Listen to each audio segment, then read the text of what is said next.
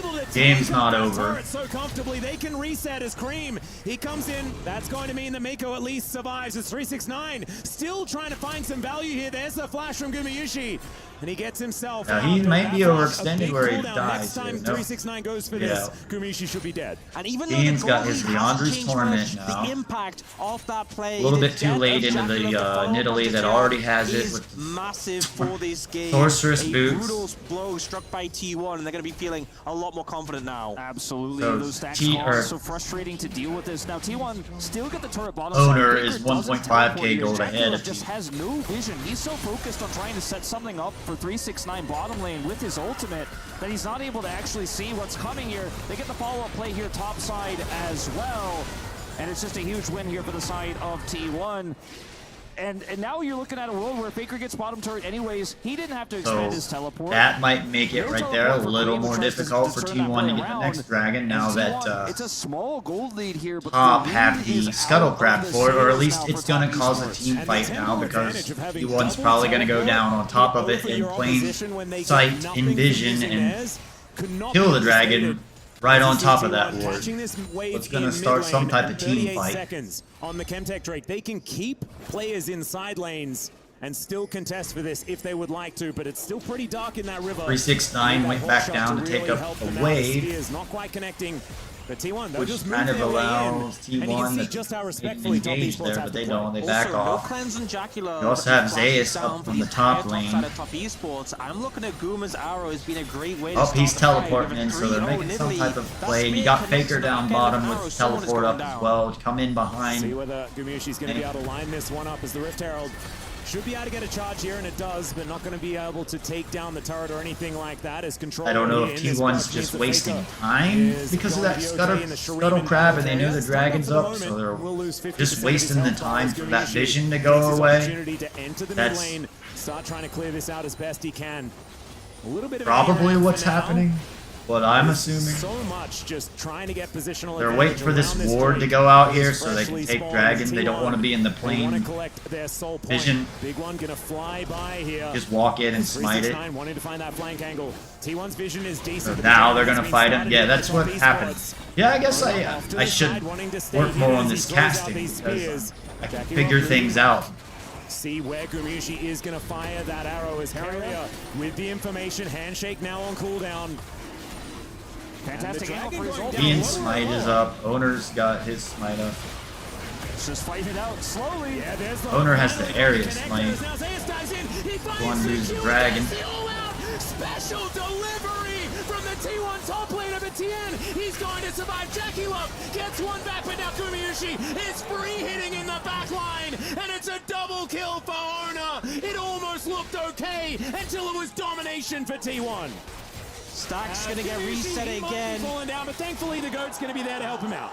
Yeah, not able to take him down. I mean, the stacks have been reset before, will be reset once again, and just the approach from T1 working so well. The dragon gets denied, but I don't think they mind at all. And carry. Alright, so T1 won all of that. Faker's gonna go shove out the bottom lane. Trying to push, but can't push through the And handshake. recall. So 369 is essentially out of this fight. He's not threatening anybody. They're gonna start focusing on the things that I want younger players to know that I don't see within my region. Like Faker there, how he went to shove that wave out first before recalling. Crashes into the turret.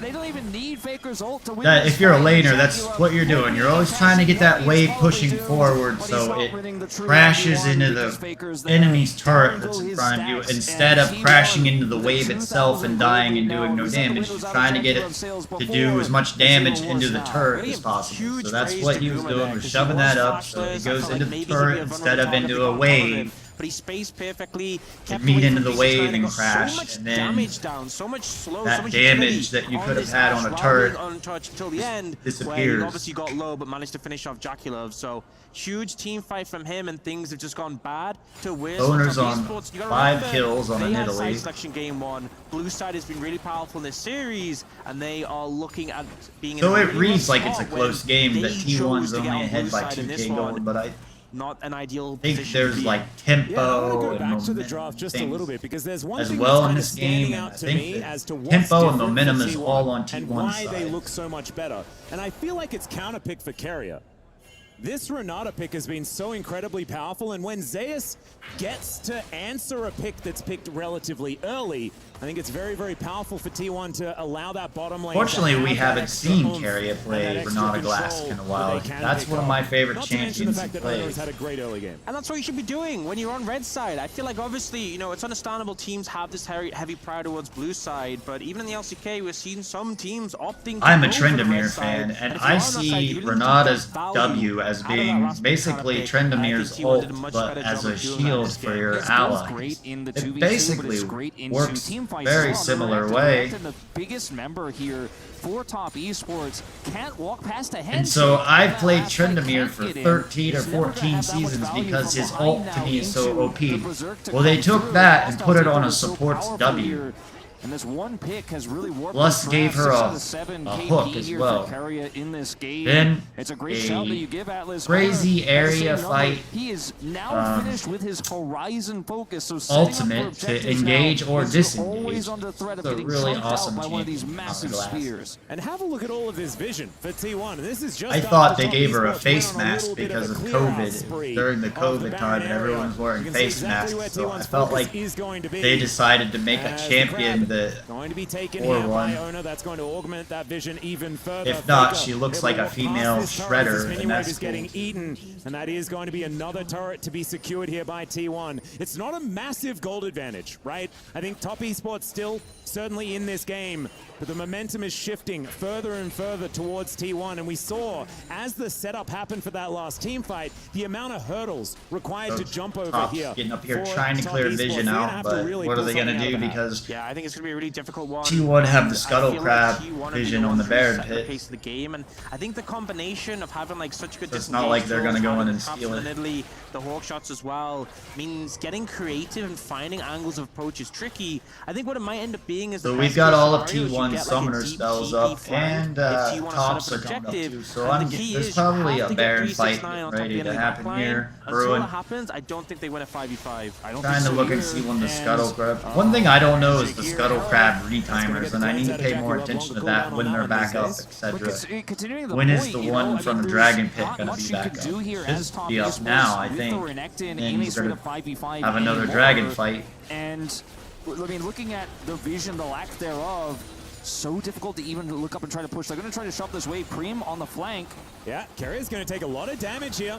Desperately doesn't want to use flash. He's going to invest the heal to get himself out of there. And as soon as the handshake missed, Cream saw his window and pounced. I really like the aggressive play as he may have put himself out of position. Faker moves in. The Flash Emperor's Divide is going to get the flash out of Cream. Well, that'll be the trade. Top yes, maybe Cream was bait there so they could take the top to take the dragon. And now a teleport is coming in. Here's all those summoner spells coming in, and top got it. But it's going to be the secure hook. He's going to connect onto Carrier, but the hostile takeover comes in. And notice how that dragon is catching top back up. T1 able to turn it. T1. Almost gets on top of Jackalov, and it's Faker that finishes the job. Double knock up, and it doesn't matter. T1 crush another 4K gold. An absolute greedy fight from T1. No Emperor's Divide. Not in position. I don't know why I thought T1 might have lost that fight if Top would have.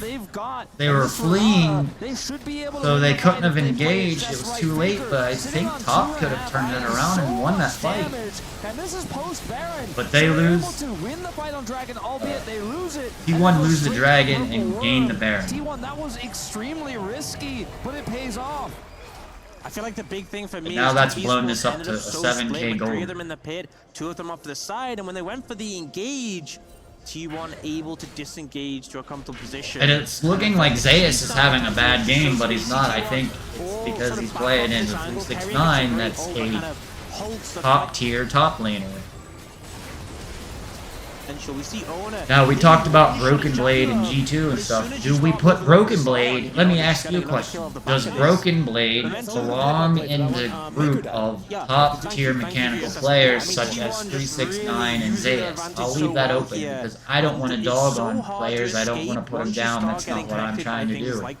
I'm still wanting to coach find an Oregon team that will let potential as well with their mobility. Once Top Esports start losing the fight, it just goes south very quickly. And Jackie Love, if he was big, if he was fed, if he had a cash in, maybe he could go toe-to-toe with the front line, but you can Both see his teams damage seem numbers very are stuck in their way, and they're not so going to low listen range, to and somebody there's so new. much engage, there's so much poke as well. I think this game's even without Emperor's close Divide, to you just over. can't get close enough. It's really the Zyra that's doing all the damage in these team fights. Even 369 can't close the gap. Sunday's turret to protect. They've got control wards here. There's no flank angle for 369, and the siege is on. T1 cross their T1's taking advantage of this Baron here, using the Baron buff to shove into the enemy base like you should. You don't want to waste the Baron. You want to get...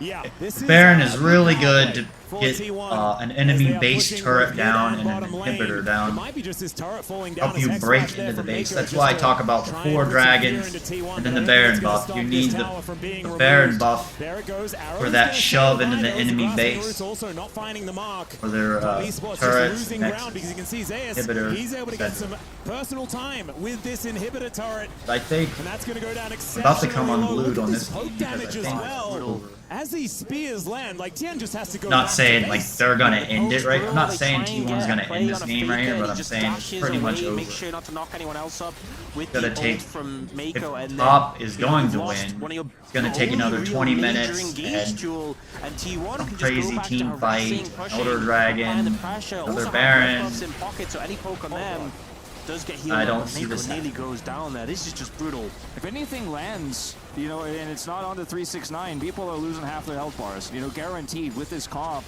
Baker has Emperor's Divide too, so it's a big deterrent for any sort of hard engage to come through from Tian. If you want to try to flash ult, for example, the spacing is good from T1, but he's got his So Guma just picked up his Guardian Angel, Angel, so he's on 3 items. Baker's about to hit Death Cap on 3 items. Brought third here for Guma. He's already doing so much damage in this game. You're gonna have to kill him twice if you could do it once.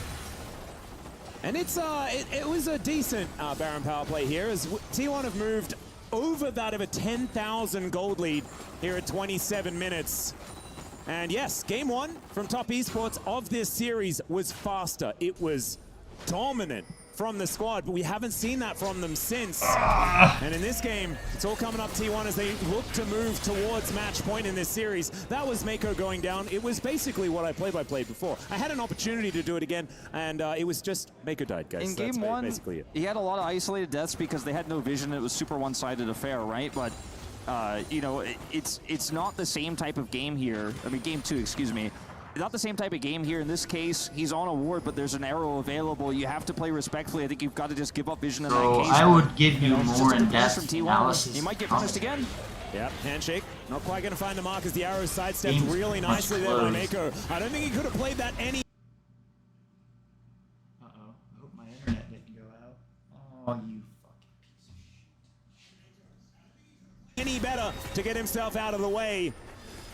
And even holds on to the flash. And I think the only thing that could really come close to costing T1 this game is if they overcommit into like a big Stranglethorns. He's going to come through there as it's Carrier. I was dreading that my internet went out and I was going to have to go and restart everything and the screen go down. I apologize. A little bit of extra money going over to the Draven, but he didn't have all that many stacks. Yeah, it went from a 10,000 gold lead to like 9,500. So not really changing the state of the game, but at least Top Esports trying to find some angles in, trying to find some picks, because that's all they have right now. But 369 on the flank. Yeah, Owner is going to spot him here as the Dominus has already been popped. You can see Faker. He's looking to get his way out. Zeus is very tanky, and yeah, there's just no way in. And it was already going to be really hard playing the Renekton in this composition. In this game state, it's virtually impossible. Yeah, and that was the closest he had gotten since they got control and were pushing So those I apologize. I was thinking my internet went out. Now my stream's gonna go, and I'm gonna have to make 2 VODs and blah blah blah. But it held together. I apologize. I may have threw a blurb in there that I apologize for. And the Renekton that was massively ahead. The fake owner's taking the dragon here. Tank Cassante now with no map control. His agency is limited. Now he does still have teleport, but there's no flanks for him just now as Mako, again, trying to clear some vision. T1 quick to punish. Yep, there's the flash as Faker does have his flash available. There was a dredge line there, though, so not going to invest the flash, but oh no, as soon as the volley lands, the handshake definitely lands, and he's not able to get himself out. I think this game is, I love how they... Jay is looking. There's the all-out as Owner is going to dive on forward. 1 versus 3, theoretically, here for Zeus, as the arrow is going to sail by. Looked fantastic. Emperor's Divide does nothing. Does it matter? I'm not entirely sure, because Faker's still going to be able to kill Tien off the back end of it.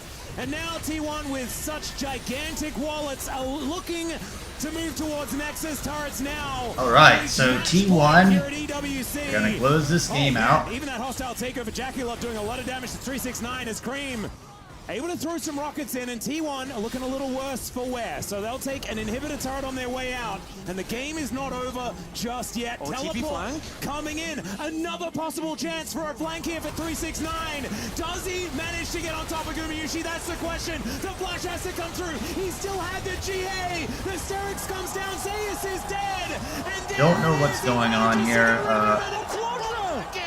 I don't think the game's over, though. I'm gonna get closed out. Gets what he's looking for. Finally, he's got the flank ward. Finally, he gets to use the teleport, and the clock is unlocked. He gets in, gets 4 kills here, cleans up T1 with a game state. It's going to feel nice to show up some of that gold. So Top's going to try to take the Baron here. It's going to be pretty easy with everyone dead on the side. I mean, nobody's going to be there to take it away from him or challenge it, so I guess Top is going to get this next Baron. Bounties available here, but you have to push through double super minions in all these lanes. But if you can get and crack that gold out of these outers, there is so much standing money here on the map for Top Esports. If there was going to be a comeback, it starts with a play like this. 369 finally getting it done. It was massive there, and now, you know, they have the bot inhib respawning, they have Baron buff which can help them defend, so they have time, which they did not have before. But here, T1 overstaying a fair bit on low health bars, and 369 goes in, great target selection onto Faker, who gets the Ronaldo. Yeah, they should have just backed and recalled and got Faker's death cap. They stayed in the base too long. And then dashes out for the cleanup. I mean, I got startled by my internet going out. Then I apologized, and I was scared that I was going to have to stop this or redo it all over again. And so I was thinking, oh man, I got all this work I got to redo, but it held together, and I apologize. You find the angle, and he gets in there. If I lost my cool, that's not me. Because, like, man, I gotta make another VOD and da-da-da, but it held together. Thank you for holding with about the hour-long pause there, too. T1 were setting it up really well with their pushes. They had the flanks watched, but finally he finds the angle, and he's going to try to give them a chance for a comeback here. The gold lead now shrunk down to 4,500 here, and that's without really getting any of the bounty gold of these turrets. But you can see I don't think they're coming back. Here are T1's best defense against T1 this. just One got inhibitor too now aggressive. respawns, so it's down to 1 super minion per wave instead of 2. But Top Esports still have to try to defend this as 369 look at the flank again. Yep, this time Carrier is going to find him as the arrow is going to Alright, here we go. I think they're going to close it out. Once again, but he's able to walk it off. The aftershock doing a lot of work. Even though it's a little bit more difficult because they're going into the Baron buff. And there's the redemption. T1 going to be able to take down this inhib. Still, they want to be able to get the respawning ones, but they're not going to be up again for a little while. They'll just wait for these super minions to start rolling in once again and rely on the 6th man to really turn the tables. 369 CP isn't too far away, and really I think they need that backup again, and maybe even the flash to have a similar play than before. They're trying to find something, but it's so hard if you're approaching T1 from one direction. The Bernard ult gets so much value in that situation, so I think you just have to weather the storm. Chemtech's soul can be secured by T1 in 40 seconds. But honestly, I think that's a major concern. Elder may be what this game comes down to if Top Esports can keep stalling out. Yeah, and getting prio for that Elder is going to be incredibly hard. You're going to have to make a sacrifice. You're going to have to all in on it, because if you leave for just a moment, especially with Faker's TP coming back up, Zeus has his. You know, later on, I mean, we're still a ways away from that. You're going to have to let this one go. As you say, we get to that Elder later on. If the teleports are available, your base is still open and naked. There's only one Nexus turret left. You have to win the fight. You have to be able to stop the backs. You have a Draven, so it's possible. We're talking about, you know, 5-6 minutes from now when that does all break out. But there is a world where Top Esports could come back to win this. It is not by any means impossible. It's just the super minions, as you mentioned, the 6-man here for T1 as the biggest issue. They're farming, they're getting this Draven to more damage numbers here. But T1 just not going to make any mistakes. Those wards, the teleport wards, no longer as relevant here. This 369 couldn't find that angle moments ago when it was more relevant. And a 4,000 gold power play on the Baron there as well for Top Esports. Really utilizing that to get them back within touching distances, and it's at 30. Okay, here we go. Got some waves pushing in here on top lane. 4.4k in the lead is 369. If he can find another one of these angles, we know that it can work out. But if he spends the whole time walking towards T1, then that is almost 5,000 gold doing absolutely nothing. And this is where the pressure cut this down as Cream. Not going to be hit by the arrow there. Zeus hunts for the third Q. And now inhibitors back up once again. T1 right here to try and destroy them. And now 369 moving on over. Can he find yet another angle? He's on vision. T1 going to be very happy about that as they look to execute these waves. Top Esports not wanting to let these inhibitors fall down. And that is Chemtech Soul that they have. It's not the biggest, but it is going to offer them that little bit extra here in these fights. It's just so hard to approach in this situation. You really want to keep the inhibitors alive, because if they go down again, it's going to be so hard to leave your base. Baron in a minute 30, Elder in 430, but they're struggling to find the angle. It's to the point of the game where, like, coin flippy, I guess. A decent enough play, even he if wasn't afraid of losing another team fight like they did. 369 summoners might be enough that you can't fight the Elder in a comfortable way, so a lot of decisions have to be made by Top Esports. What can they give up? What is worth sacrificing? And what can they not afford to give up? And you can see how difficult it is for T1 to actually look for picks into this really fed Renekton as well. Like, they're massively ahead. They have these 3 inhibitors down, but it's hard for them to just say, okay, I'm sending it. I'm going to look for the pick. I'm going to end the game. They have to play so respectfully still.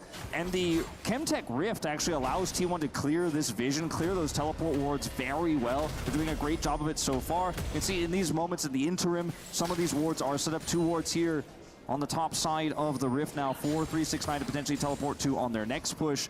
And for T1, it's kind of a game of running out that Elder clock. Oh, arrow. It is going to spot them out as the spear is going to getting the red buff from top. The red buff, so that's T1's red. Gary is up in the top, putting some type of ward or something. Watching where 369 is going. At this point in the game.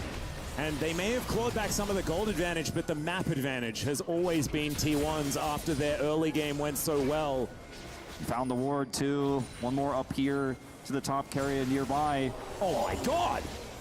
Okay, feels like all the leash. If he lands another one of them, Tien's just dead. Yeah, now they can move towards the Baron where the vision really is lacking for Top Esports. If you have to face caught! 369's gonna get caught out of position. He flashes towards Carrier, but he just keeps I just noticed my whole thing got out of sync too, yeah. GA. And now Top Esports desperate to find some sort of retaliation, but there's even an arrow there to be thrown. Okay, there we go. I was out of sync too. Sorry. The internet like almost went out, and it's back now. I thought it was out. Okay, there we go. Now we're back in sync. I apologize, SodaStream. Just don't watch the last half hour or so. The internet almost went out and lagged. They knew the angle he was trying to take, and then they find him, kill him twice, and that's the end of the game. That's why it was off stream, and I'm like, I don't understand what's going on in this game. Like, I was sitting here lost for 10 minutes. It wasn't really the game, it's where my internet almost went out. Or it did go out for a second, came back on. Luckily, all of the stream didn't drop and everything. I was afraid the stream was going to drop. There we go. Now we're going again. So,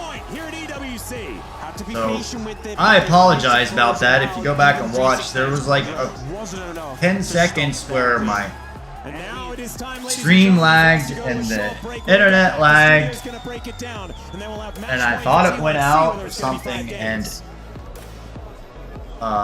I apologize any errors or off behavior stuff. Sorry, I really thought I lost my stream there and I was gonna have to get it back up and all that, and I was like, man, I did day 1 World Cup all the way through, day 2, day 3, no problems, and then my my internet forced to go out on like game 3 or something like that. Now Riot, though, they've had many problems today at this tournament, so don't hold it against me. So there's game, or we're on to game 4 now. And this is game point for T1. Oh, sorry, I got thrown off there. Adventures bring challenges. I'll be right back. I'm still here. We're waiting on the break. With new Clear Men, powered by triple formula technology. To eliminate dandruff, itch, and grease. Gives you 8 hours of freshness and 100% dandruff-free hair. New Clear Men, 0% dandruff, 100% confidence.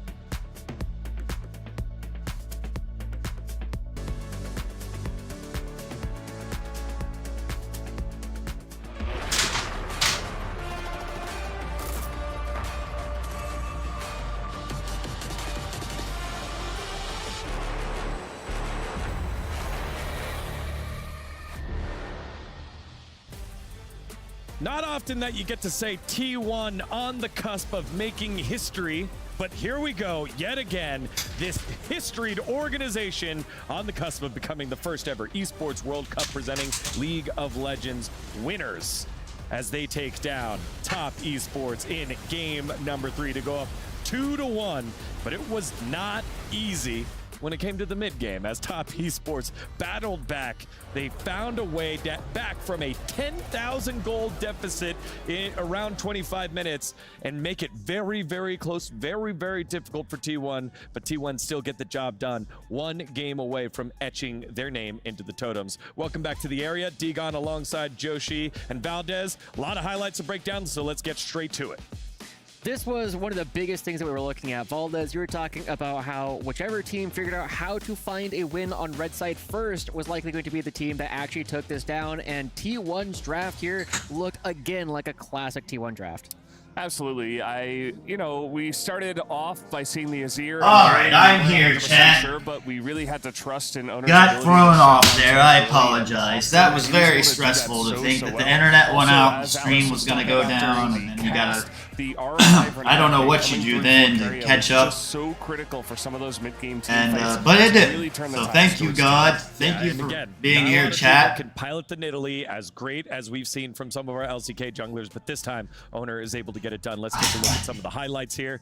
I don't know, guys. I've been doing this 4 days now, so it's all running together. The game really broke. Here I am. JackeyLove getting caught right as 369 teleports down to the bottom lane, trying to chase Faker, but not getting anything, and that's just a complete win for T1 all at once. They get JackeyLove removing all his stacks. They get multiple people in the dive as well, which just means that all the time that we had spent from 369 on the other side of the map to try and find an advantage here for Top Esports ends up getting them absolutely nothing. And even though this didn't break open the game, this is where you start to look at T1 and saying, yes, this might be their game.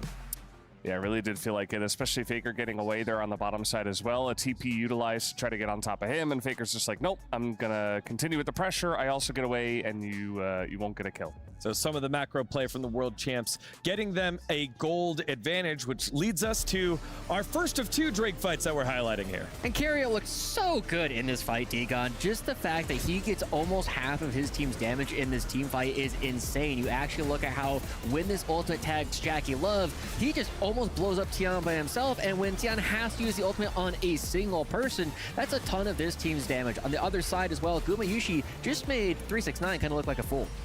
Yeah, it absolutely just shows the value of that Renata Glass pick. Like, everybody's just right on top of that Drake. They have to fight there. It just covers the entire place. You know, the lower range of the Corki and the Draven not really able to handle that too well, especially if they're not in position. And then, you know, once T1 are fighting forward, they're able to take control of that fight. Yeah, Redecta not able to get the flank. That's a little bit of foreshadowing here as we go to the second highlight around the Drake fight. Yet again, T1 coming away. This one actually starts off pretty good for Top Esports. You see them pushing so many members of T1 away, but as soon as Faker starts outranging JackieLove, the spear lands, and suddenly JackieLove has no more damage left to do, and the team fight just collapses overall. I really feel as though this showcased a lot of things that we were looking at from Top Esports. JackieLove, even on the signature Draven, just never able to get in on top of the targets that he needs to.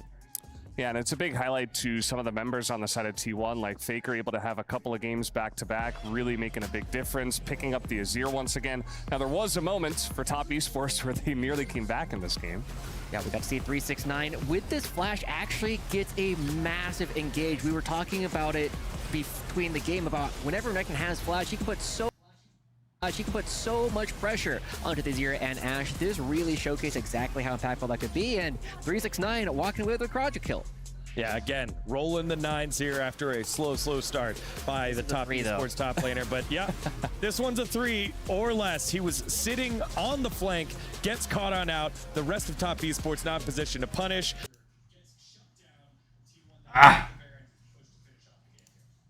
Holder gets shut. Esports, they were actually doing a really good job of almost coming back. 1,000 gold lead, and then all of a sudden it was a 2,000 gold lead, and we had this gigantic Renekton, which unfortunately couldn't do it by himself. Yeah, I wouldn't quite call it all Sorry, of a it's sudden. getting It was a very measured defense by Top Esports that forced T1 to take it slow. Even with super minions in all the different lanes, they still were forced to dot their I's, cross their T's.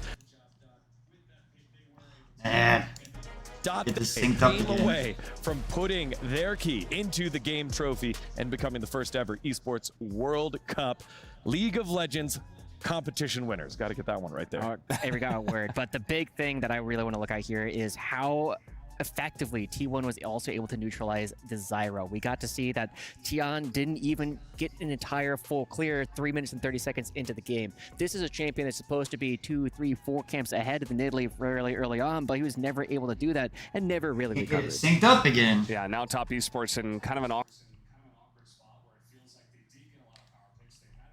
where it feels like they did get a lot of power picks. Countered immediately in the draft, and it kind of feels bad to play out this very long game where nothing really seems to be going right for you. You almost come back, but then it's kind of devastating when you lose in the end. So there we go. Okay, it's very frustrating to get these two things to sync up. Out of glass. I don't really know what the answer is here for them. Let's go. Or if the internet lags or something, but Top Esports there are some technical problems. It's a one-man show, guys. So there we go. Have multiple solo kills here. Again, I apologize where my internet's lagged and earlier if I get. Draven was still humming along, even though he did get shut down. That's Who's someone that you want to see step up here in game number 4? My apologies. Honestly, this is going to be an odd answer, but I really want to see Mako pick it up. We saw a lot of missed hooks that last game, and if he lands a couple more of those, very different game. All right, Mako, again, has played with every single great AD carry from the LPL. Will he be able to pull one out so that they can force a game number 5, or will T1 become the winners? We'll find out after this short break.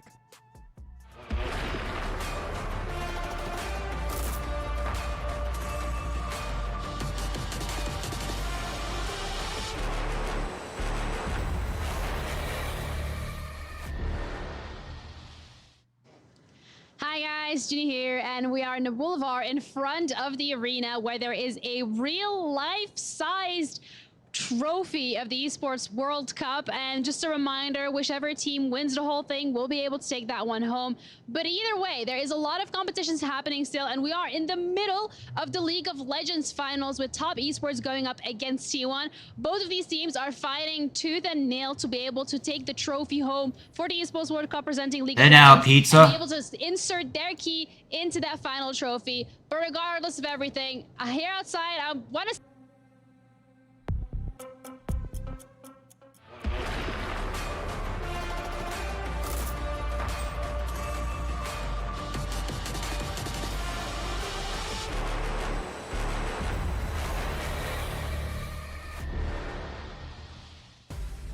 Welcome back, ladies and gentlemen, to the Esports World Cup. Finally, we're actually on camera, gentlemen. Yeah, and I feel like it was such a good performance there from T1, because not only did they manage to play the map, but also map the plays. Fantastic stuff. Definitely true. I think there were some real draft edges there for T1. A really risky draft for the side of Top Esports, and the shutdowns we saw onto Jackulov really kind of did them in. It did, but now it's time to throw it over to Kangas. Everybody at the caster desk. Welcome back, everybody, to the Cadillo Arena. We're getting ready for Game 4. T1's up in the series. How do you feel about that? The T1 fans are feeling fantastic. Top Esports fans, we're going to check in with you. And we actually have Kitty over there right now to let us know how the Top Esports fans are feeling. Hello, everybody. I am on the other side of the arena, surrounded by Top Esport fans. We may be one down, but the passion isn't going to die. Everybody, on 3, can we get a 滔博加油 1, 2, 3, 滔博加油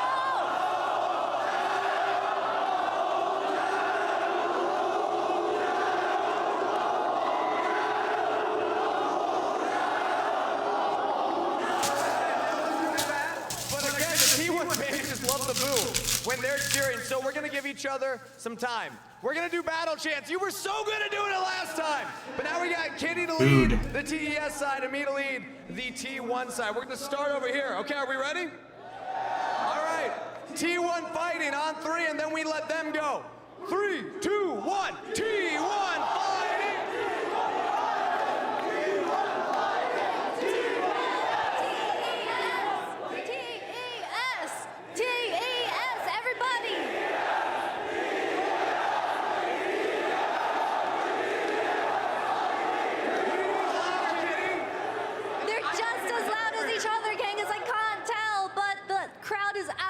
Electric. All right, well, you have a flag over there. I didn't see T1 fans bring a flag. Who's got that flag by you? Can we show up the flag, everybody? We have such passionate fans in the crowd tonight. Woo! T1, where's our flag? We got signs. What's this say? It says Tyler won sub in for T1 already. Can we get that out? Is that, yeah, there we go. I don't think they need him. I think they're doing just fine already. Just in case? All right. All right, fair enough. We still have the faker up here. Give him the I guess that's our flag. Do we think that's our flag over on the T1 side? All right.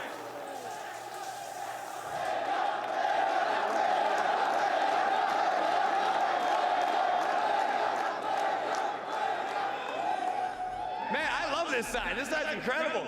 Kitty, let's find another sign over there. I want you to look around. Try and find a sign. I found a couple near you. But I know that the Top Esports fans want a reason to celebrate as well. And they're going to need to give your energy. I don't know if you know this, but the louder you sound during the games, the more energy you give to your players on the stage. So I want to hear the Top Esports fans make some noise one more time. Can you do it for me?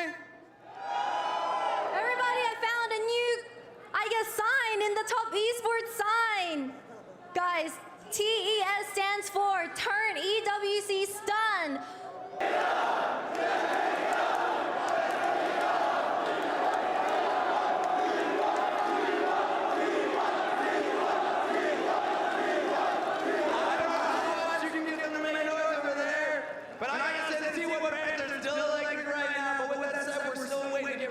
For pick advantage, game number 4, we're going to throw back over the casters to get us prepared. All right, guys, here we go. We're into game 4. That was absolutely fantastic. And the players, they need to map the plays. Kangas needs to map the stairs. Yeah, because that was almost very dangerous. Thankfully, he is going to be A-OK. And we are almost ready to get into draft for game number 4. This could be one step away from that 5-game banger that we all wanted. It's going to require Top Esports to fight back against T1 here. And, you know, Top Esports have side selection again. They're on blue side. And they obviously can adjust from the previous draft. So Baker's meditating. Instead for this game, Sorry, guys, I had to eat. Games like, back to back. The next one they won't have side selection. that's been the problem the so last few days here at on this them right now. World Cup too. Like sitting down and eating and having enough energy, and it's not at my schedule. And so a longer series here I am. We're into game 4 now. From the AD carry mids, they put Perhaps I'll start learning opportunity to carry on the Ahri. Then he has the Azir. It doesn't matter. And this has really changed the way that T1 can play around the map. Early objectives, and that's the kind of draft I'm expecting to see here again for T1. And you know, we saw in game 1, one of the strategies Top Esports had was targeting the champion pool of Faker pretty heavily with the Talia ban, with the Azir ban, first picking the trust away. So definitely felt like something that gave them the edge, but they haven't been able to maintain as the series has gone on. And once again, we have a little bit of a sound problem. Got to make sure that everyone can There's a hear each other pause. and everything is going to be A-OK. You can see that's why everyone's crowded around Mako's computer right now.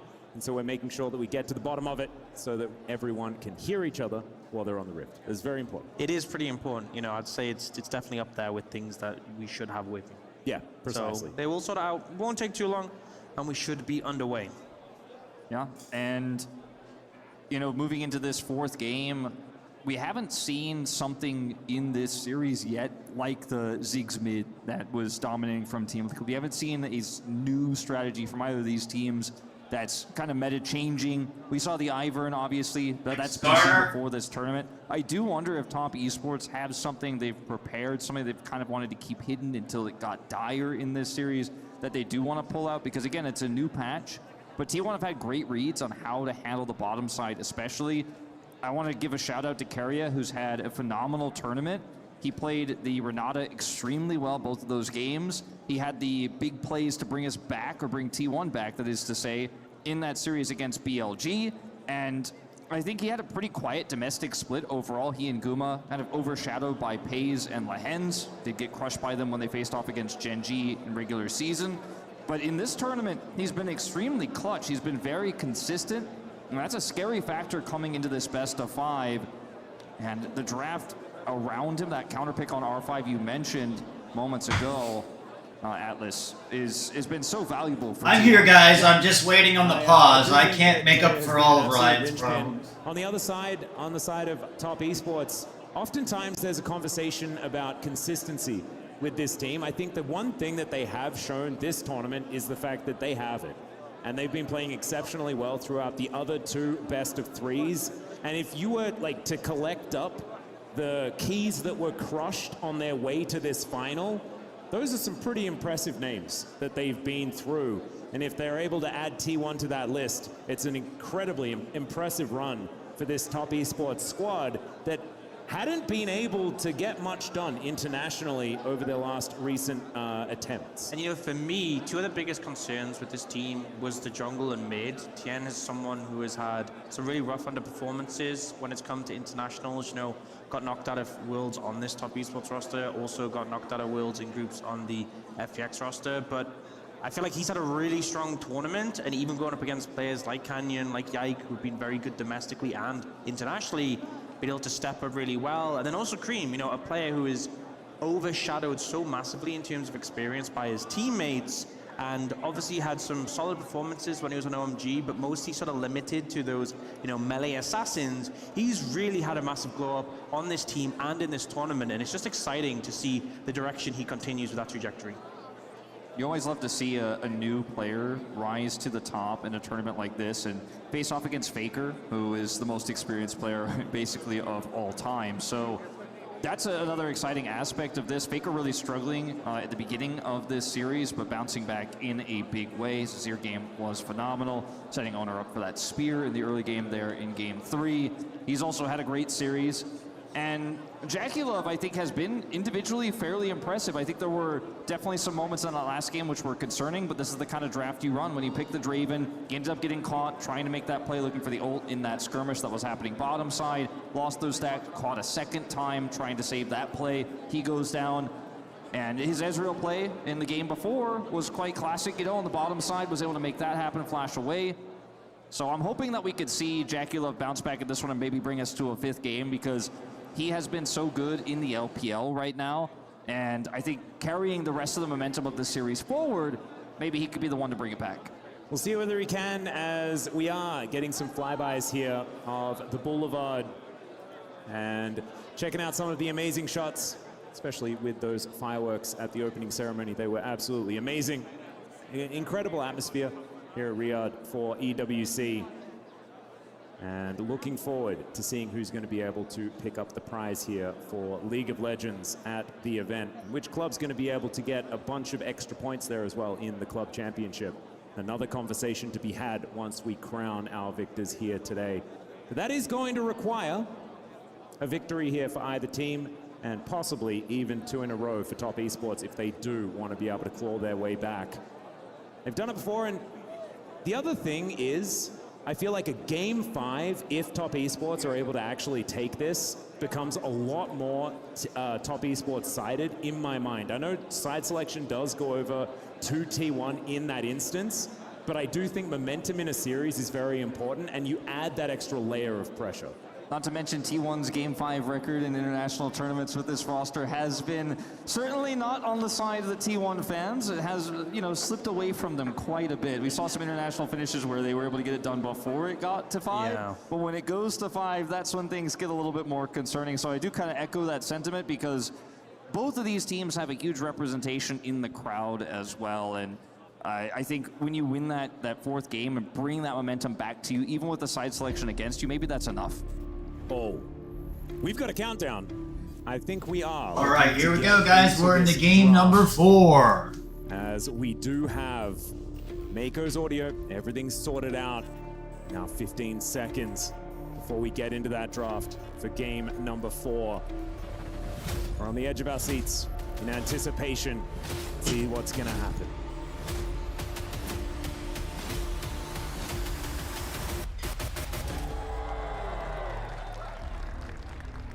All right, let's unveil it and have a look at some of these picks and bans that are coming in here for game number 4. Top on blue side. Already the Azir taken away, and I think Faker had a great game in game number 3. Makes sense to see that one banned away, and in fact, targeting him a lot here in this draft so far. Yeah, I think when jungle is so impactful in the meta, mid is so synergistic with jungle that targeting Faker has made a lot of sense for Top Esports, and they really will look to hammer down. And that Renata, you know, the impact cannot be understated, especially when it came in as that R5 pick. So not even wanting to deal with that, not even giving them the chance for T1 to pick it in the early rotation before you get to that second rotation of bans. It screams Jackie Love's going to play a scaling pick here. I'm not going to give you that kill lane in the bottom lane that you want. Faker's probably going to be forced to play something that doesn't have as much power.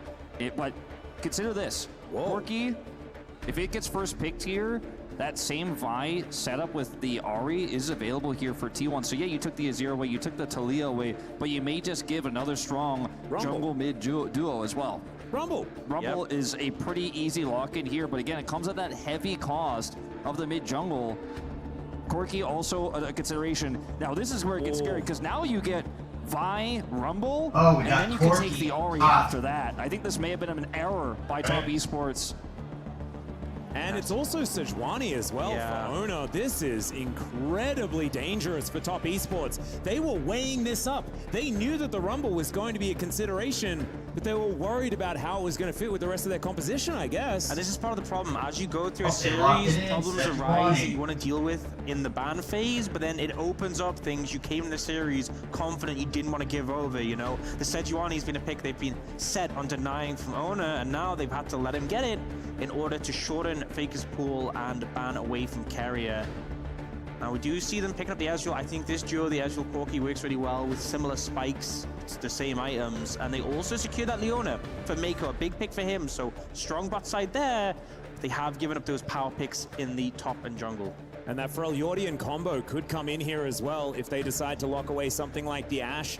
Even the Braum could be a consideration that we've seen Mako find a fair bit of success on, even though it's not necessarily our favorite pick for Keria. There are so many things that T1 can look towards. I think, what, Yasuo? That's it. I mean, that's Yasuo being hovered for now. Let's count our chickens, shall we? It's locked in. It's locked in. It's locked in. That's just Yasuo. It's fine. You took away the Yone, but you can't stop Baker from locking the other in. And the Yasuo Sejuani synergy is quite strong in the mid lane into a champion. So we're kind of out of meta. We haven't seen this. Into this champ. And you look at is it because Yone was banned? It gets so interesting because now you got to ban out all the strong bottom lane champions. Sure, you took away the Renata. You gotta stop the Ashe. You gotta stop the Kalista. Guma Keria absolutely can put together a winning bottom side here. They already have the AP damage profile of the Rumble.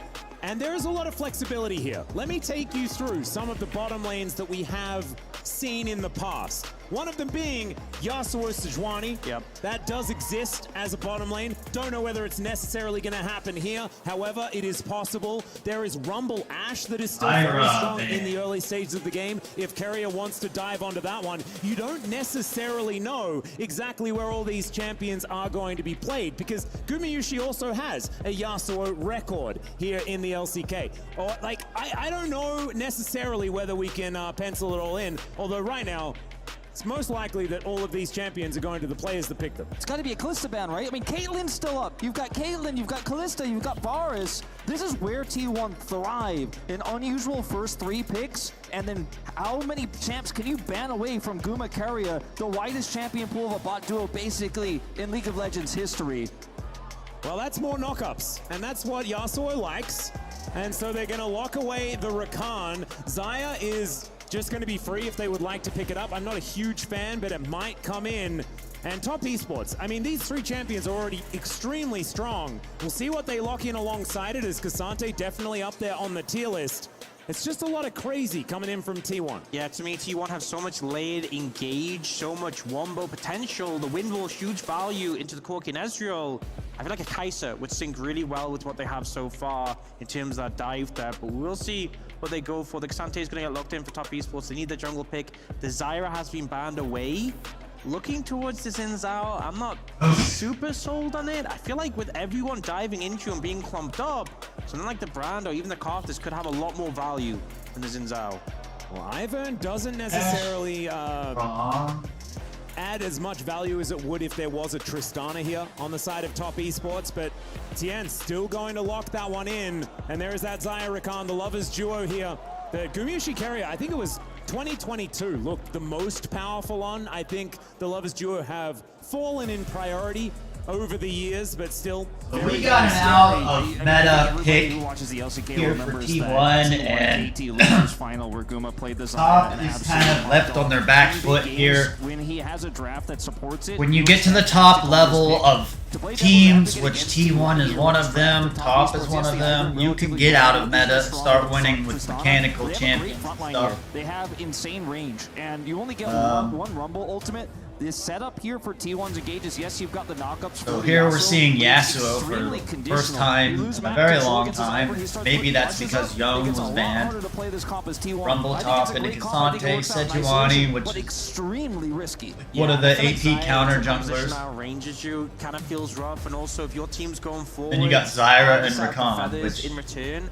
Also, just haven't seen this duo for quite a while in the LOL Esports. Rakan, Ezreal Leon is so strong right now, and Corki into Yasuo, that's just going to be a weather the storm matchup, because if he just Gatling guns in your face, you aren't going to win trades. You're not, and it's been a long time since we've had a faker Yasuo. It was a mainstay in the mid lane for a lot of his early years over in Korea, and has had a spattering of other games, but it's not necessarily a pick that we liken with him these days. It was something extraordinary. I apologize, guys. I've kind of been out of it here the last hour. I'm trying to wake up now, and I needed food, and the internet threw me off. I don't know if it lagged or what, and it got out of sync. But here we are. Again, nothing's perfect. I apologize. I love it, though, when You mix up a draft to this level, and the fact that they get here we are, just waiting on the game. Done a lot of waiting today. And I feel like teams often have these more niche picks prepared. There we go. We're into game 4. I think that Top got outdrafted and they're gonna get outplayed, but that's my first thought about all of this. But again, I'm kind of a T1 fan. I don't want to be a channel that picks favorites and stuff. I want to be professional and not pick favorites, be in the middle and let you decide. But I think T1 will win this. We'll see whether it's going to be T1 taking this or whether it's Top Esports as the players. I haven't seen Faker play Yasuo in quite a long time, but I'm guessing he counters Corki pretty well. Top Esports wanting to bring us to game 5. And Ezreal. Decider for them. T1 would then have side selection in the 5th game. They have to get there first in order to make it happen, and this is a weird draft. It's a Top have to do their meta thing and play a perfect game and make no mistakes, obviously, to win this game. They do get a ward on T1's and you can understand why they go back to topside jungle, see as much which in my content I talk about that. You gotta get information. I'll talk about going over there getting a ward just like Tien did. You gotta have information on the enemy. A lot of TES members, but otherwise it is just a pretty defensive start for both teams. Imagine though a world where T1 is 1,000 gold, 2,000 gold behind at 25 minutes and they don't have map control and they have to fight into brush with this composition with a lack of a strong front line outside of the Sejuani. It's really difficult to get into those brushes. It's really difficult to contest vision. Jackie level layers so much damage onto you while you're trying to get in there and actually set Faker's getting his ward, which we call the Faker ward, which he just did, and I talk about it over and over in my content. That ward he puts near the Raptor camp around 1 minute 25 seconds, 130. He didn't get it the last game, I don't think, because remember I said something that he had a sweeper on Corki. I think that was the last game.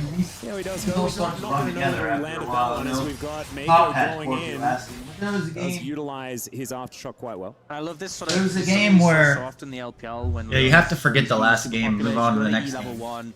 The passive where they go for that trade. He had the sweeper and he didn't get the early ward. Hard to actually win. Well, he got it this game on Yasuo, so now T1 can play with more pressure on the enemy side of the map. That's level 2, I guess. Like Owner can go down here into the bottom blue side jungle and get the camps.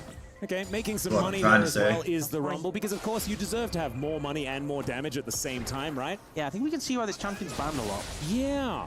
Pretty strong. I think Faker was seeing if Tien went to had those whatever the Ivern passive is, free the slaves. Damage numbers on the Ezreal Q on this patch and the previous patch are just so Is that what high Ivern's passive called? Free the slaves. For Top Esports to control the bottom side. So while they have a bit of a he hole unfreed them into this rumble, they have a strong point here bottom side, and that is right now where both junglers are pathing. People don't like that word. I shouldn't use it. It's negative. The patented TM play. So Tien's down here. Going to be able to put a brush in here, and we'll be able to see exactly what Owner's check it out where Owner is and applying pressure, which is where you need to be if you're a jungler, because this allows your bottom lane is already overextended, so this is the area Tien needs to be so they don't die because of where they're overextended. So Top was doing what they need to do right there. Now,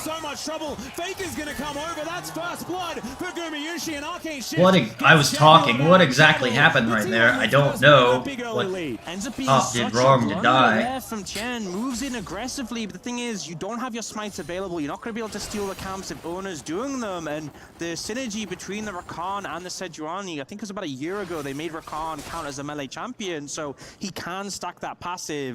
And you see here, Tien has to flash early because he doesn't want the passive stacked on him, but then easy W follow-up for Carrier.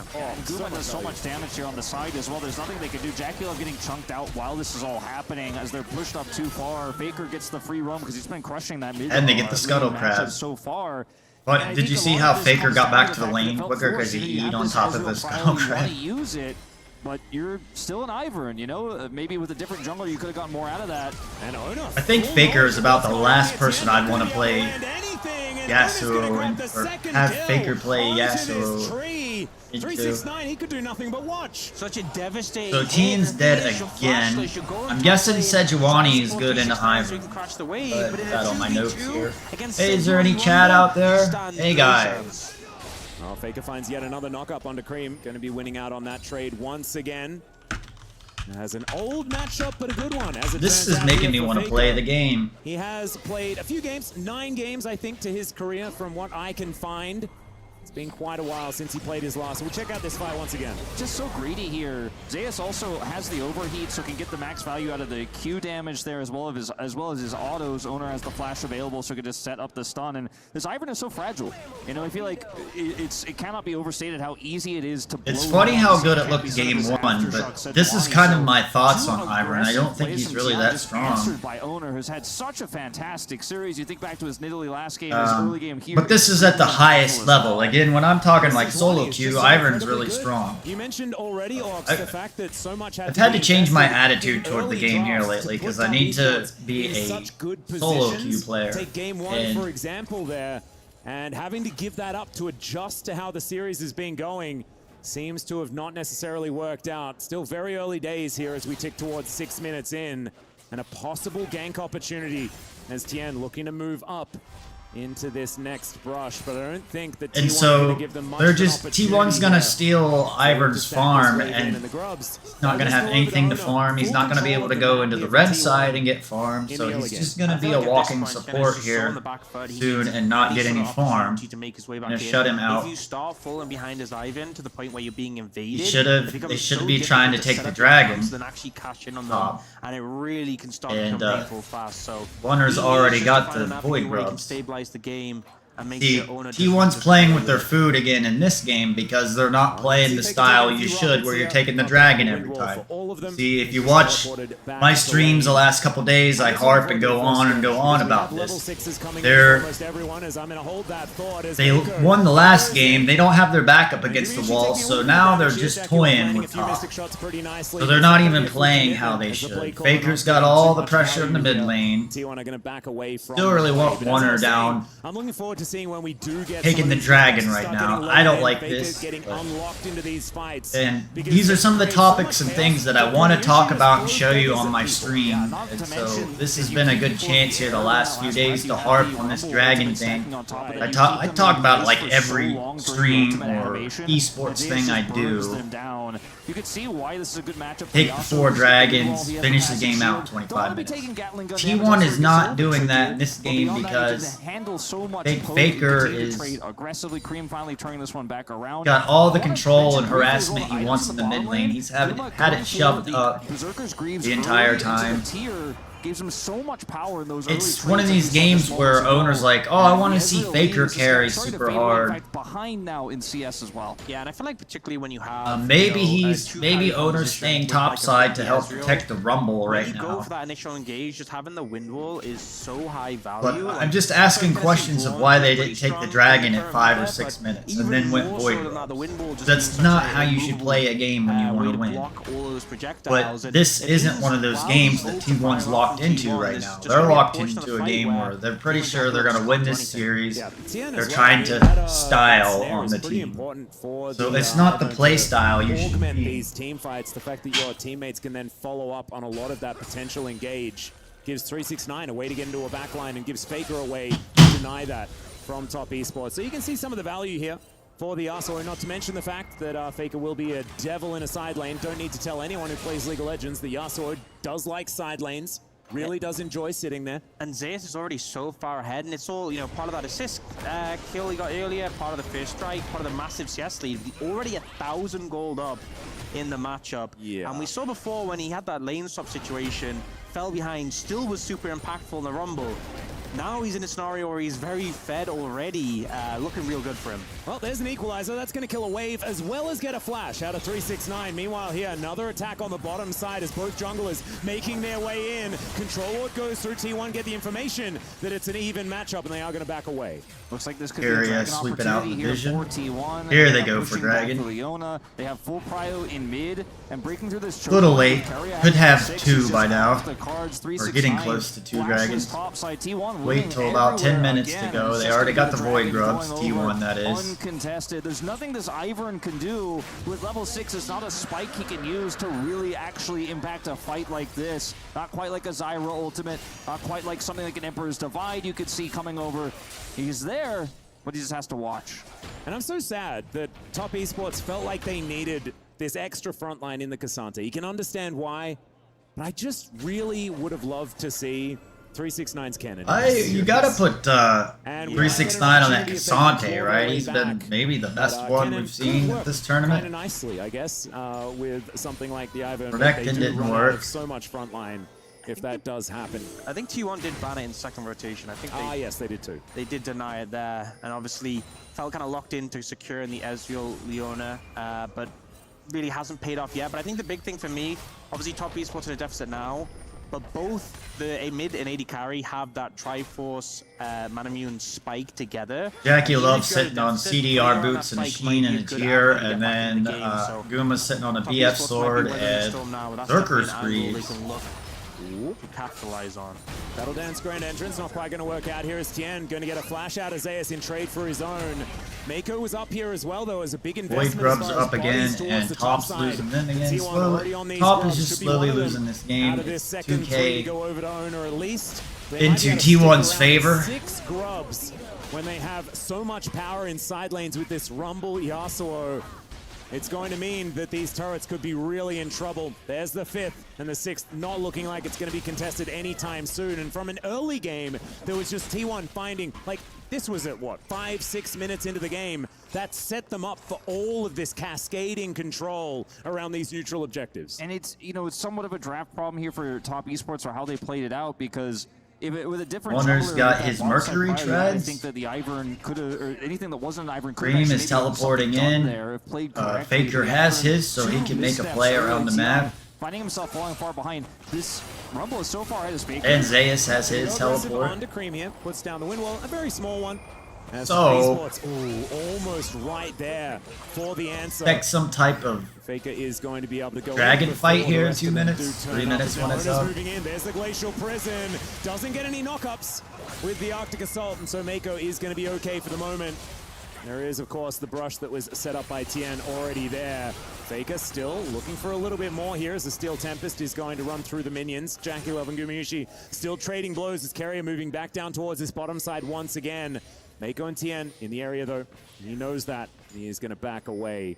So a little bit of a stalemate here. Carrier going to put his kills were definitely very impactful here for T1, but I think stemming of the bleeding has started here for Top Esports. We'll see whether that can continue to get them to those spikes that you mentioned. Carrier's backing. I still think it's really big, burning things like Cream's flash. Felt like he was a little bit on edge there, you know, Mako in position to block it. But ended up just flashing. Ian and Mako clear out vision there. Really is working together like how I want to see Mickey X and Yike work together on T2 more, especially early game. When a fight does arise and we have that dragon in the mid 45, those combos are so much more threatening, and both Tian and Cream are going to be targets. Zeus' lead, we talked about earlier, he skipped boots because he went for magical footwear, so he just gets straight into the Leandri, so that's a big spike for him wave clear-wise. Also helped him clear those grubs so there was no contest from Top Esports because he could just crush that so fast. The winning mid lane Guma's got his full item already. Plates here. And it just feels like there's no jungler here for Top Esports. Tian is so far behind into this composition. He is so fragile with no map control. He can't even take his own blue buff here. And it feels like a 5v4 in this one after those two big This goes back to the you gotta keep farming super heavy. Tien doesn't play these AP junglers like Kanavi does in the LPL. Milky Way and even going up as far as Rocco might just end up wasting your time, wasting your resources, and it gets picked away. So really, it has not been a good game for a player who has had a Top is behind on that. Yeah, this has been the That's why it was like, well, how did Gen G lose to Top? Especially internationally. And his performance in the LPL has also been I said it yesterday and the day before. I don't think that. I think the LPL standings are skewed. That BLG and Top aren't the best LPL teams. That JDG. I really like WBG. People are against them. Not saying they're better than Top or BLG. There's other teams over there. Can do some Cassante things. And it looks like T1 anyone's legend has looked really good. Started by TES with a lot of people moving up that river. Daisy getting aggressive. Teleport to come in though. As you can see, Faker wanting that flank angle. He's on this ward. They wanted to find that And opportunity. did top get the Rift Herald? Nope, it got stolen by T1. Warner stole the Rift Herald. This game is just starting to get kind of disastrous. And the whole series for top. Relatively well. The slowdown on Mako with the health bar on 369 is massive. He goes all out. He's dancing around the fight. His fake against the shield, and the Steel Tempest will take down 369 in the end. The flash forward from Mako, the desperation, but the feathers are there. And so is Jackie Love. He's dashing forward. He's trying to find these low health bars. There's Kuma. He's flashing the triple. Gonna say, if it's really over if he wasn't in that fight. And now they just gave such gold to Jackie Love just slowly moving forwards on this Ezreal, landing the Mystic shots, picking up the damage. Huge pop off and a quadra kill to bring them back in the game. And 369, 1,500 gold behind, is the man that helps them get it done. Plays this so fantastically as a follow here. Yeah, I don't want to be one of these pastors, fans that is quick to be like, all right, well, T1 won this. Let me get off the screen now because let's see 2 more games where top come back. 369 re-engage, pulls off Baker, is unstoppable during the knockup from Carrier, takes so much damage that in the interim, Jackie Love has free reign. Mako sacrificing himself here so that the Ezreal can continue to push forward, and T1, no range here, no way to fight back. Guma tries his best, but the shields coming through from Tiana just too much. The Quadra bringing Top Esports back into the game, and Faker is not happy about it. And I feel like in that situation, you know, T1 committed on a cream, you had no flash, took him out, might do so again. No, won't find it. But the thing is, they used all of their ults at the start of the fight to take out the Corki. Didn't have the resources for Jackulov, and he just thrives there. And now Triforce finish won't be far away from Manami, and those spikes we're talking about approaching. See though if they want to contest this dragon that T1 have started up. Yep, Hextech already getting taken down here by T1. And Tien showing that value like we were asking him for in that last fight. Able to be that support even after Mako goes down so that Jackulov can carry the fight. Looked fantastic still. Fair bit of work to do as they are behind 2,000 gold and a couple of dragons to boot. 6 scrubs going to be important, but this is just showing that the team fighting prowess of an Ivern's still going to be a big issue in this game, as now 369 going aggressive onto Zeus. Will get himself out of there. And you know, with it being an Infernal Soul, obviously T1 have 2 dragons in the bag, but it would be, wait a second. Yeah, he's not going to be able to find the knockup. Yeah. Able to get himself out of the way. It would be huge if Top Esports get it, but also just the Cinders, the extra ability haste for Corki and Ezreal can be so massive. Yeah, Solar Flare coming on through. That is going to be Cream teleporting on top of an equalizer that was put down for the minion wave. All out comes It in. looks like top are wanting to come back. I mean, Jackie Love got that quadra kill, which swung the momentum of the game in the top. The this has been called a momentum game, and I guess sports is that way, like football, for example. Team gets a touchdown, and then they get another touchdown. It's just like the whole momentum's going towards that team's side, where it's hard for the other one to come back, and they got to do something major, like a team fight in League of Legends, to turn the football game around. Same thing. And so it swung a lot of momentum toward Jackie Love here, who is the star of top. Initial engage doesn't quite connect onto Zeus. 369, I mean, after the hero plays last game, which unfortunately wasn't enough, he's been doing so much work this game to keep Top Esports hopes alive. Gets that beautiful double knockup, finishes up the kill on a carrier, knows he's dead, refuses to approach Owner. And yeah, as you said, really far behind, but still making sure he's having a big impact. I mean, 369 is just never out of any game ever. Never. That's what I've learned. Yeah, I mean, 369 really tried to turn the last game around when he first started for Top Esports. Yeah, even if he rolls a 3 early, there's still the 9 potential later on. Exactly. This is the thing. Like, he's untiltable. You read it left to right. Sometimes he starts on a 9. But it's where Ivern's going to get behind. See, he's already behind by 160 or by 63. Get rid of this top out of time. Yes. They're not out of the woods just yet. He's already 1.5k gold behind. Get some work done on this. Jackie Love is barely ahead of get a charge out of Shelly.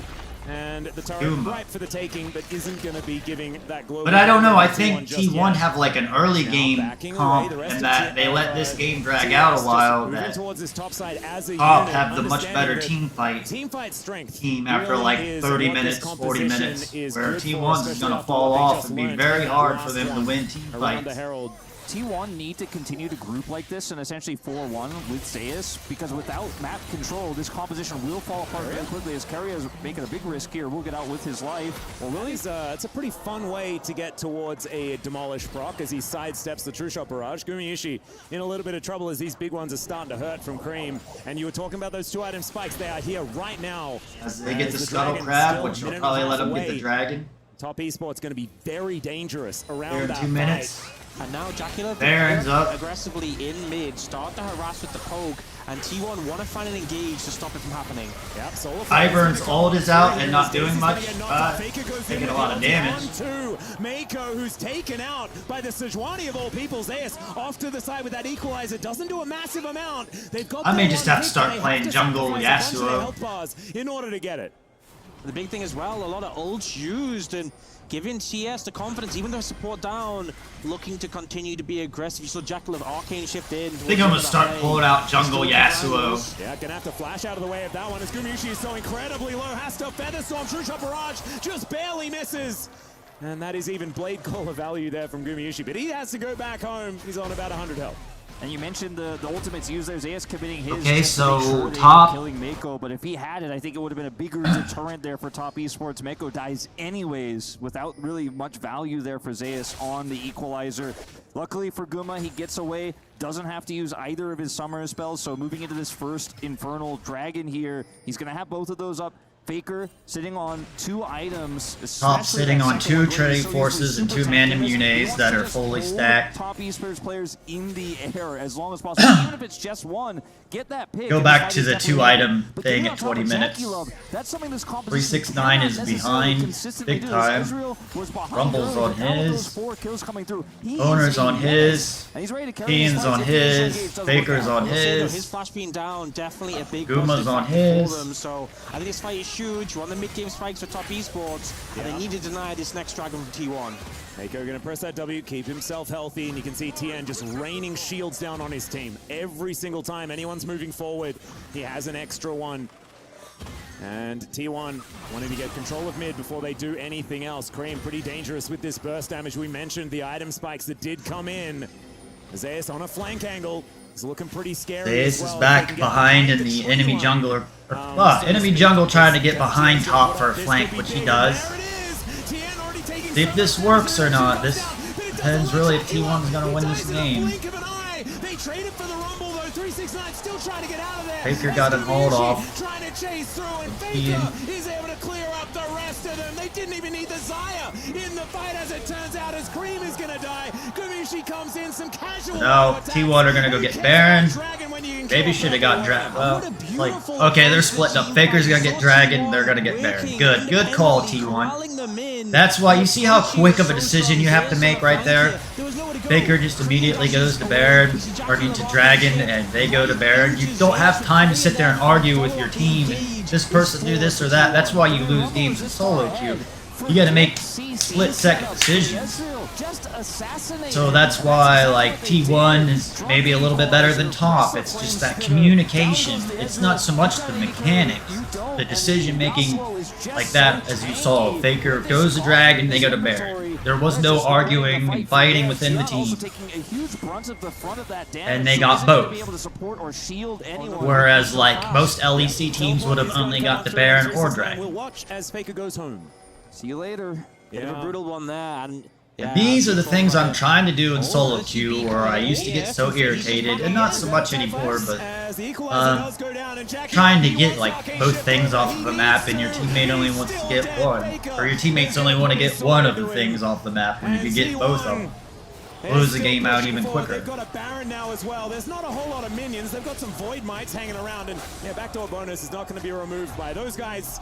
And T1 need to corral this minion wave, but once they get it here, this 7,000 gold lead is going to be further pushed. It's only 1,600 on the Baron play. So personally, I think this series is over then, because I don't see where Ivern's going to come back, and T1 kind of gave top a footing back into the game way back when they gave those 4 kills to Jackie Love. frontliners just kind of limping after that, but that's all they need to do, as T1's push is at least going to be stopped. But I just don't see Ivern doing much later on in the game. And at this point, T1 are just outplaying Top Esports. Every time a fight kicks off, a skirmish opens up, Top Esports are trying to find an angle in, and T1 are just playing better. And, you know, when the only person who can really carry for Top Esports, the one person who's fed, the one person with 4 kills is JackeyLove. See JackeyLove, kill JackeyLove is the objective. They assassinate him on the previous play on the Dragon. They find him a second time there in the river. And then with this amount of control at Baron, these plays from Carrier become so much easier to set up. Even with the turret here, you just have so much control. Worst case scenario, you back out and take the turret. You can see a lot of damage layered through here, but T1 can get out. Look at this. Gruma finding the opportunity. The root comes through, and he assassinates him with the ultimate. T1 with Soul Point in their hands now as well. A 9,000 gold lead. They're looking to close this tournament out. Yeah, Owner waiting off to the side. TS do get information about the fact that the Sejuani's here, but it's still... So I'm here, guys. I've been talking for 4 days straight on this. Trying to do too much the first day, trying to do too much the second day, then realizing I don't have to do as much as I'm trying to do. So here we are on day 4 of the World Cup, the finals. It's looking like T1 is going to close this game out. And T1, they have that sieging tactic of and win the grand finals of the inaugural World Cup. You know, Carry is a player who people sometimes look at as being more of a carry. You know, you're playing things like the Ashe, obviously was big for him, Kalista support. I feel like so far this season, he's been a lot more about those traditional supports. And this tournament in particular, this series, he's been just piloting them so expertly. The Rakan and the Renata in particular, he's just been taking over games, but without being someone who's playing like, you know, the Ashe, the attack damage carry in the support role. And there's also the fact that it only empowers Faker to be even stronger with this ultimate as well, as he gets the knock up onto 369 there. Carrier gets himself out, getting the information here, but Top Esports immediately remove those wards. All 5 members grouped up, they're looking for the go. Faker not going to give his back to 369. There was a solar flare, lands on it, 2, and there is the Q, it's a follow-up. Gonna be enough. I'm watching. Absolutely, and then gets himself out of there. Faker could be in trouble though, and Top Esports stand their ground, because Gumayushi, he just wasn't there for that one. It is only 1 kill though for now, and they do send Cream home. So a 4v4 here in this mid lane as the action ends. They're looking for more though. They want to take out this turret. Bounty's up, only 2 minions here. Teleport to keep it alive as they really want this turret gold. Yeah, they should be able to get it as well. Cream keeping those minions up, and with the 5-man, they will be able to get there. 45 seconds though, such an awkward amount of time before this Drake is up. They need to get some resets in quickly, but they're not going to be back on the map soon enough, so T1 will have control of the vision in the area. I'm here, guys. For that Infernal Soul in a second will be big. You see 369 trying to get the angle of Fake thinking quite T1's fine. gonna win From this mid to series, shoot, close it out. JackeyLove fired his 2-shot barrage up to the side. The re-engage of Carry is massive, but again, Gruma wasn't there. The damage just missing a little bit, and as a result, T1 don't clean sweep, but they are still 8,000 gold ahead, 15 seconds until they can secure Dragon Soul, and Top Esports need to stop that from happening. Teleport from Zeus here as well.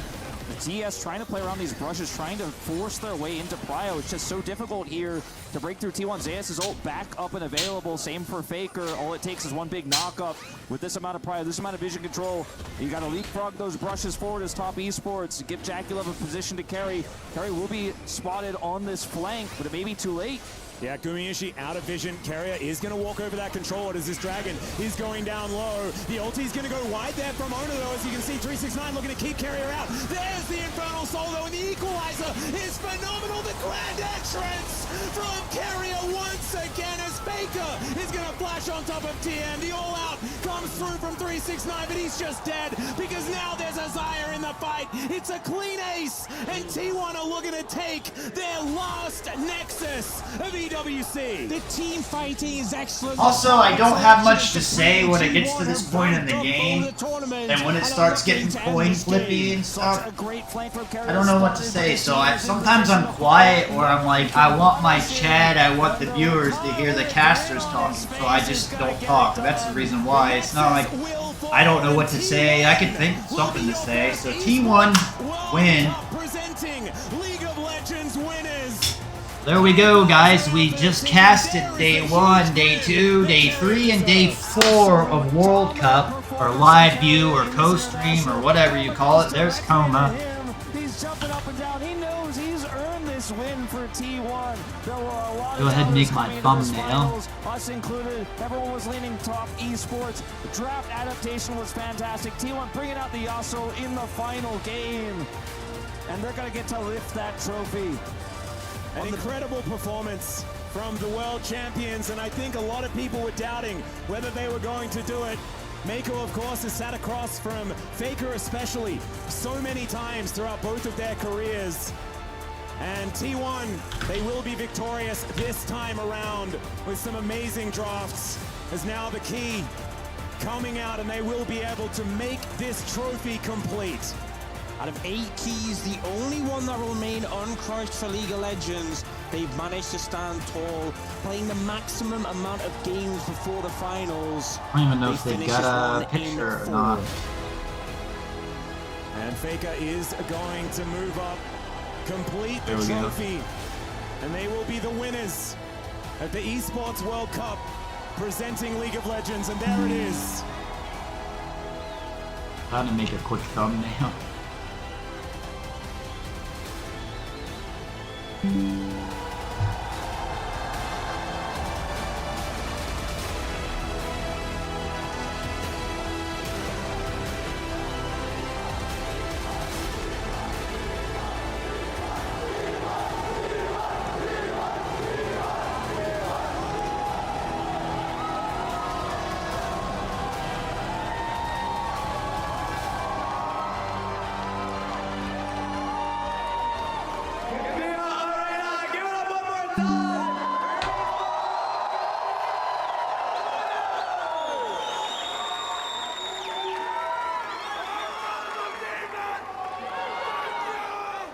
First question I have is going to be for Carria.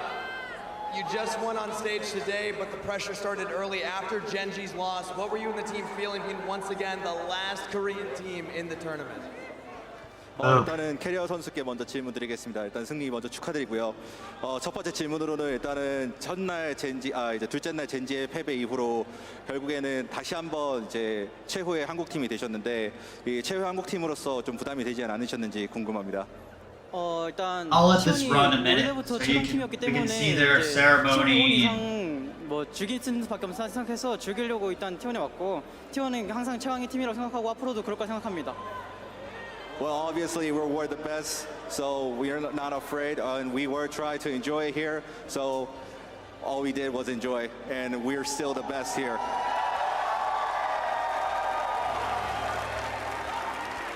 And my next question is going to be for Faker himself. And I think the question on everybody's mind right now is why? And how, after so many years, are you still at the top of the League of Legends world? 이제 다음 질문은 이제 페이커 선수에게 드릴 텐데 이렇게 오랜 시간이 지났음에도 불구하고 계속해서 이렇게 정상의 자리에 유지하실 수 있는 그런 비결이 있으신지 그 이유가 너무나도 궁금하네요. 네,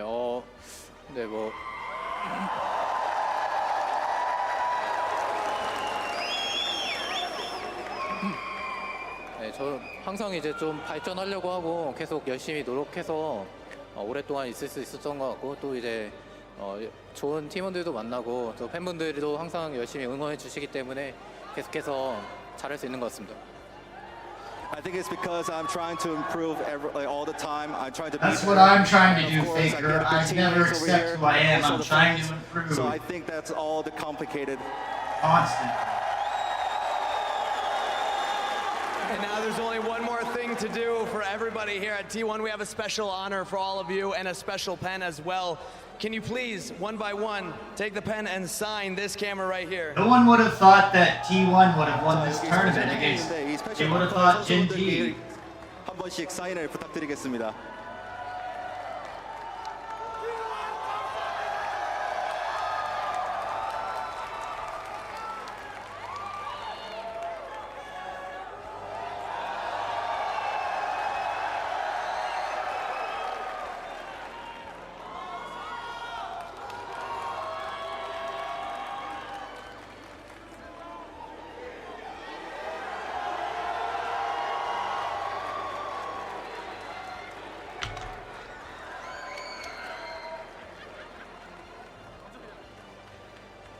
And everybody at the arena, please put your hands together. One more time for your Esports World Cup presented League of Legends winners!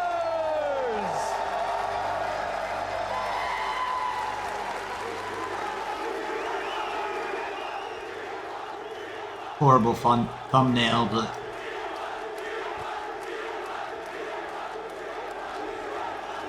And you can just hear the crowd. How much it means to them, how much it means to these players to become the winners of the first ever Esports World Cup presenting League of Legends competition. Valdez, you were saying earlier, you rarely get to see them be this emotive because they win everything, but this is the first time where they're joining in the chants. It's really awesome to see. I feel like the audience here in Riyadh has been just incredibly energetic, and to see the T1 members up there on stage just reacting in that way was really, really cool for me. I've seen them win so many different tournaments across many, many years, but to see like Faker cheering alongside and have a big smile on his face just warms my heart. You can really tell the MENA region has been waiting for an event like this for such a long time, with these caliber of teams to come through. So many fans from T1 and Top Esports, not just coming from their own respective regions, but also very clearly right here in Riyadh. Yep, welcome back to the area. Digon alongside Joshi and Valdez to close it on off here. And we're gonna wait to see the final key be destroyed, and also the frame be completed onto the totem as the first ever Esports World Cup presenting League of Legends winners. There's that. We got our thumbnail for this VOD. Hey chat, so I will be streaming this week. I'll be playing League of Legends. I'll be VOD reviewing. I'll be here. I doubt I'll be here early tomorrow because I talked about it earlier in my stream. Tomorrow is my laundry day, at least early. So. And it's so I will cool. see you all later. I'm Just gonna let the this totem run a will minute. stay Yes, up let's watch here this in get the crushed. area for everyone to see for the first ever Esports World Cup. I think it's so cool to see that this historic organization is also once again adding yet another event to their pantheon of tournaments that they have won. They have looked so good every single time. Nobody was really expecting T1 to have much of an impact at this event, but as you were saying before, Valdez, it feels as though T1 really just are inevitably the best League of Legends in the world. They just keep winning. Nobody was talking about them. I mean, we said look at that. They obviously had The a really good chance in this inaugural. one. Talking about Gen G I messed that up. Korean side. Smile on his face just warms my dreams, and at the end of the day, it's so cool. Again, is really expecting the inaugural much of an impact at this event, but as you were saying before, Valdez, World Cup T1 really just are Esports inevitably League of Legends World Cup winner is the inaugural Hall of Fame League of Legends player Faker. It's almost like it was scripted. It's not. Side of the teams, and at the end I don't of the day, believe it's it T1 is. again.